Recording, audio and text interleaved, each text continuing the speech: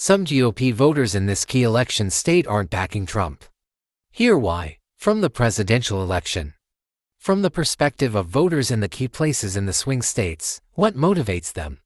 Who's gaining or losing their trust, and why in the next few months? I'm going to talk mostly to Republican voters about the former president.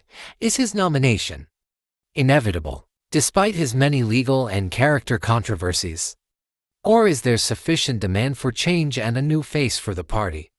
We start our series in Iowa because that's where the race begins. And the Republican presidential field is scheduled to descend en masse to the Iowa State Fair, beginning tomorrow, a defining moment for those campaigns.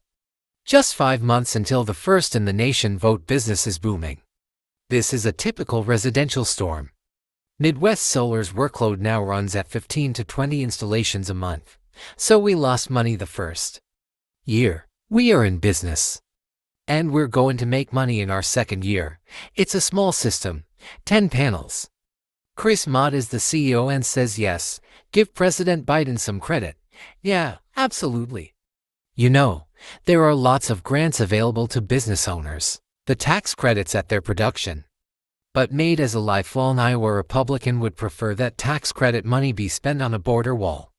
And hopes for a Donald Trump comeback. Do I think that Donald Trump's perfect? No. I think he's. I'm not a big fan of who he is and what he does and how he lives. But I think the decisions and the things that he did for our country were good. The Mudd family is living both the American dream and the American divide. A business Jim Mudd Sr. started in his basement 42 years ago. Now employs 80 people, clients coast to coast. I'm a lot older than you. Dad and 3 sons are Republicans and Trump supporters. 2 daughters are Democrats, I guess like the Thanksgiving dinner. They still come. We still love them. We visited as Trump was indicted a second time by the special counsel. Why are they attacking him so hard? Why are they going after his guy so hard? Does everybody believe that everything that happens is exactly the way that the government's laying it out today? I don't. The friends and family are on the table don't watch and don't trust CNN. There is reverence for Ronald Reagan here, but listen, the trust is gone. Reagan's optimism was replaced by Trump's grievances. We've got to find a way to take care of ourselves. Reagan's disdain of big government was replaced by Trump's distrust of just about everything. I think he thinks he stole from still questions about the 2020 election. And I don't want people to agree with him. Criticism of the Trump prosecutions. But nothing about that the deal is the American way, I don't think. And this is if you think the United States should be supporting Ukraine in the fight against Putin. Raise your hand. Nobody. You don't have to be that smart people to connect the dots. The war to cover off sins committed so you can cover your tracks. There's too much money that's been thrown over there.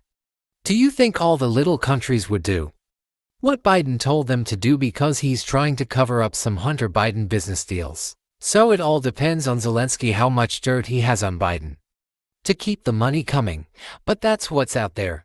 No. How do you trust when you know the government has shut down Facebook and shut down Twitter and told them to not show certain news stories? A few days here makes clear Trump's grip is very strong. But roughly half of the party wants to move on and they see their first-in-the-nation vote as the best chance to derail him. The growth around Des Moines is stunning, and the suburbs are Trump's kryptonite. I don't appreciate the negativity. Jocelyn Taylor is a single mother who manages construction projects. Tim Scott intrigues her. Nikki Haley, too, a little concerned about it sometimes. Ron DeSantis, there's just a lot of it around him. That a technical term. Betsy Starkle, also a single mom, says DeSantis is her current favorite, but he hasn't closed the sale. She is done with Trump's GOP. One see the party as a party of personal responsibility. And for this man to still be on the national stage, representing the Republican Party is very troubling to me. Sirkin and Taylor live a few miles apart but don't know each other. Both voted for Trump twice after supporting someone else in the 2016 caucuses. Both want someone new this time.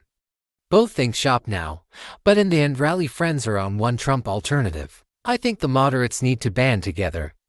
That's kind of like a no-brainer, right? Sioux City is 200 miles from the Des Moines suburbs. Trump is much stronger here. Did you caucus in 2016? I did. For who? I caucused for Trump. Why, well, he does have charisma. I mean, whether you like him or not, he does. I liked his policies. Attorney Priscilla Forsyth is a Democrat-turned-Trump voter. But she thinks he should have honored the 2020 election results. I think we need to get rid of Biden. I think we need to get rid of Trump. I think we need to move on. Forsyth and friend Lisa McAfee are Sioux City Explorers fans. McAfee, though, is not scouting a new candidate. Do you think Donald Trump is an honest and trustworthy person? Yes, yes. This is a warm-up season. 5 months until Iowa votes. 5 months until Republicans divide it over Trump. Also, probably, we will make a defining choice first. My thanks to those good people you see in the piece. There are a lot of them who don't trust CNN. We're going to try to build a relationship. It's important to me over the next 5 months as we see how they vote. Now, I want to use my old friend here for a little flashback. You heard about the talk. Trump supporters think the crowded field helps him. Trump critics think the crowded field helps him. This is a flashback. Remember, 2016, Trump was second in Iowa to Ted Cruz. Then he went on to win New Hampshire, and the rest is history. But look at the map right here. Where was Donald Trump weakest in 2016? That's the key point you get from spending a week in Iowa. Look here on the Des Moines suburbs. Right, look out here. That's Marco Rubio. Iowa City. That's 2016. That was 7 years ago. Let me be clear. Trump is stronger in Iowa now than he was when he placed second 7 years ago. But if you look at the changes in Iowa over these years, right.